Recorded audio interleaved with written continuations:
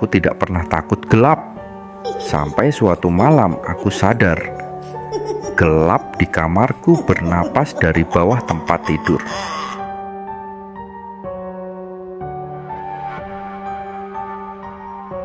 Aku tidak pernah percaya cerita horor tentang kolong tidur. Menurutku, ruang sempit di bawah ranjang hanyalah tempat debu berkumpul, tempat barang-barang lama disimpan, atau sekadar ruang kosong yang jarang diperhatikan. Tidak ada alasan untuk takut pada sesuatu yang bahkan jarang kita lihat. Sampai aku tidur di kamar itu. Aku pindah ke kos tersebut karena lokasinya dekat kantor dan harganya masuk akal. Bangunannya tidak baru, tapi bersih. Lorongnya sempit, pencahayaan redup, namun masih terasa normal. Pemilik kos hanya menyerahkan kunci dan berkata singkat, "Kalau ada apa-apa, kabari saya." Kalimat itu terdengar standar, tidak ada nada peringatan. Kamarku berada di ujung lorong. Tidak ada jendela besar, hanya ventilasi kecil di atas pintu kamar mandi. Ranjang besinya rendah, kasurnya tipis. Kolong tidurnya cukup sempit, tidak sampai seseorang bisa masuk dengan mudah. Saat membersihkan kamar pertama kali, aku sempat berjongkok dan melihat ke bawah ranjang. Kosong, benar-benar kosong. Aku bahkan menyentrinya dengan lampu ponsel. Tidak ada barang tertinggal, tidak ada tikus, tidak ada bau. Aku merasa lega dan langsung menggeser koper ke sudut kamar. Malam pertama aku tidur dengan badan lelah. Aku mematikan lampu, menyalakan kipas angin, lalu berbaring menghadap langit-langit. Aku tidak langsung tidur. Ada perasaan aneh, bukan takut, lebih seperti gelisah tanpa alasan. Seolah ada bagian kamar yang terasa berbeda ketika lampu mati. Aku membuka mata dan menatap sekeliling. Tidak ada yang berubah. Aku memejamkan mata lagi. Sekitar tengah malam, aku terbangun karena suara kecil. Bukan suara keras, bukan suara jatuh, hanya suara gesekan pelan. Aku diam, menahan napas. Suara itu datang dari bawah ranjang. Aku langsung berpikir logis. Bangunan lama, mungkin tikus, mungkin cicak. Tidak ada yang aneh dari itu. Aku menggerakkan kakiku sedikit. Suara itu berhenti. Aku menunggu beberapa detik. Jantungku berdetak lebih cepat, tapi aku masih berusaha tenang. Lalu aku menggerakkan kaki lagi. Gesekan itu muncul kembali, pelan, teratur, seolah ada sesuatu yang bergeser di lantai. Aku duduk setengah badan dan menyalakan lampu meja. Cahaya kuning redup menyebar di kamar. Aku menunduk dan melihat ke kolong ranjang.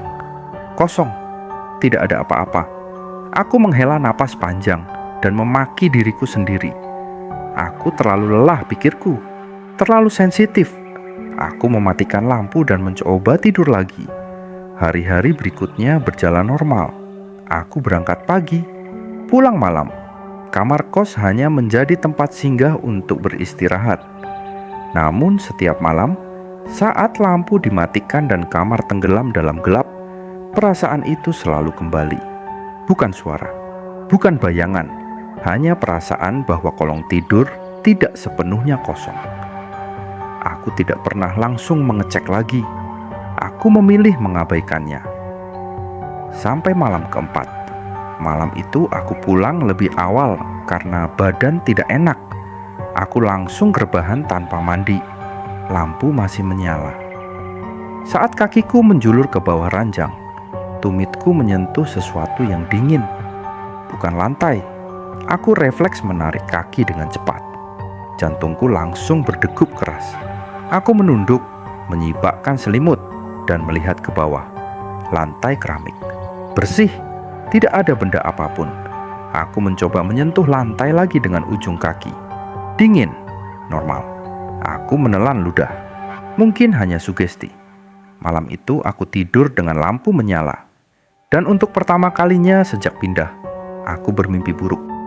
Dalam mimpi itu, aku terbangun di kamar yang sama. Lampu mati, kipas berhenti. Aku tidak bisa bergerak. Dari bawah ranjang terdengar napas pelan, sangat dekat.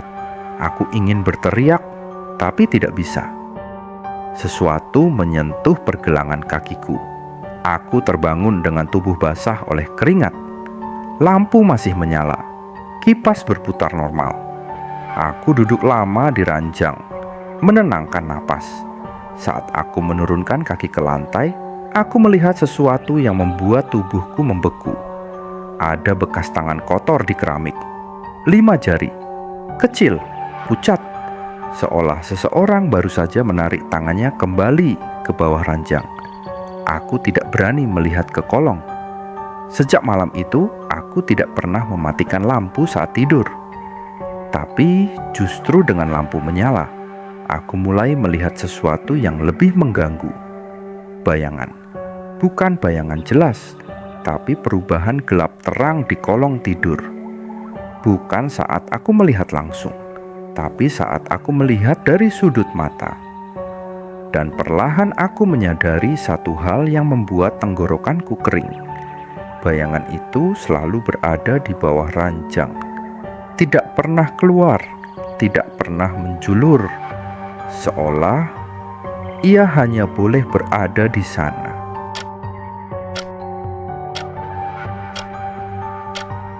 Aku mulai tidur dengan rutinitas baru. Lampu menyala, pintu kamar terkunci, selimut menutup hingga dada. Namun rasa aman itu palsu. Lampu hanya menerangi bagian atas kamar.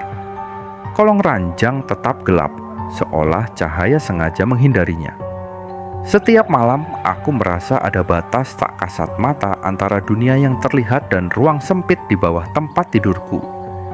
Dan bau itu mulai muncul. Awalnya samar, seperti kain lembab yang lama tidak dijemur. Aku mengira itu berasal dari kamar mandi. Aku menyemprotkan pewangi ruangan, membuka pintu, menyalakan exhaust. Bau itu hilang, tapi hanya sebentar. Malam berikutnya baunya lebih kuat. Bukan bau bangkai, bukan bau busuk yang menusuk, lebih seperti bau tubuh manusia yang lama tidak terkena udara. Aku duduk di ranjang, menutup hidung dengan kaos. Bau itu jelas berasal dari bawah. Tanganku gemetar saat aku mengambil senter. Aku berjongkok perlahan, menahan napas, lalu menyentar ke kolong tidur. Kosong, tetap kosong. Tapi bau itu nyata. Aku bisa merasakannya menempel di tenggorokan. Aku menutup kolong dengan spray panjang, berharap bau itu terperangkap di dalam. Malam itu aku tidur dengan kepala pusing. Keesokan paginya aku bertanya pada penjaga kos, "Mas, kamar saya sebelumnya siapa ya yang nempatin?" Penjaga itu terdiam sebentar. Tidak lama, tapi cukup untuk membuatku sadar. "Laki-laki, kerja malam," jawabnya singkat. Hanya itu. "Iya." Nada suaranya datar, tapi matanya menghindar. Aku tidak bertanya lebih jauh. Malam ketujuh adalah titik baliknya. Aku terbangun karena merasa kasur bergerak. Bukan goyang, lebih seperti ada tekanan dari bawah. Aku membuka mata perlahan. Lampu masih menyala. Kasurku terangkat sedikit, sangat sedikit, tapi cukup untuk membuat jantungku hampir berhenti. Aku tidak bergerak, tidak bernapas. Aku menatap lurus ke langit-langit. Dari bawah ranjang terdengar suara napas. Bukan napas berat, bukan dengkuran. Napas pendek, teratur. Seperti seseorang menahan diri agar tidak terdengar. Aku menutup mata kuat-kuat, berharap ini hanya mimpi. Tapi bau itu semakin kuat. Hangat, dekat. Aku merasakan sesuatu menyentuh bagian bawah kasur. Jari. Aku yakin itu jari. Aku tidak berani berteriak. Aku hanya bisa berbisik pelan, hampir tidak terdengar. "Siapa di sana?" Napas itu berhenti. Kasur turun perlahan. Tekanan menghilang. Aku tidak tidur lagi malam itu. Pagi harinya, aku menemukan sesuatu di bawah ranjang. Bukan sosok, bukan makhluk. Sebuah korek api, kotor, karatan, seperti sudah lama digunakan. Aku yakin itu bukan milikku. Tanganku gemetar saat aku meletakkannya di meja. Aku memutuskan untuk pergi sementara. Aku mengajukan cuti sehari dan pulang ke rumah teman. Malam itu aku bisa tidur nyenyak, terlalu nyenyak. Aku bermimpi berada di kamar kos lagi. Aku berdiri, bukan berbaring. Aku melihat ke bawah ranjang. Ada seseorang di sana. Bukan wajahnya yang pertama kali kulihat, tapi matanya terbuka, menatap ke arahku dari balik gelap. "Ini tempat aku," katanya pelan. Aku terbangun sambil berteriak. Aku kembali ke kos keesokan harinya untuk mengambil barang-barang. Aku berniat pindah. Saat membuka pintu kamar, bau itu menyambutku lebih kuat dari sebelumnya. Aku tidak masuk jauh. Aku langsung menarik koper dan tas. Saat aku membungkuk mengambil sepatu, aku melihat sesuatu yang membuat kakiku lemas. Ada bekas cekungan di kasur.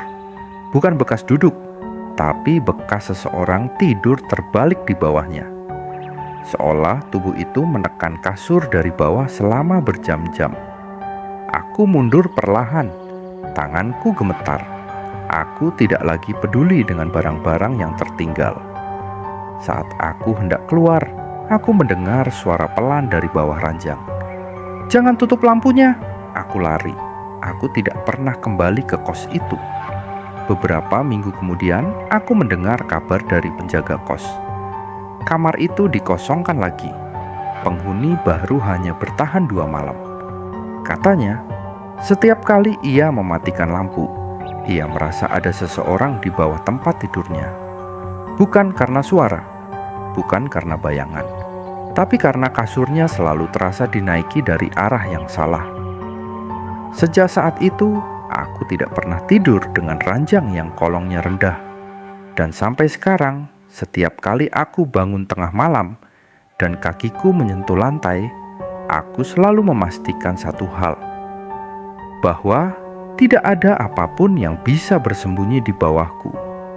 Karena aku tahu sekarang, tidak semua yang tinggal di sana berniat pergi.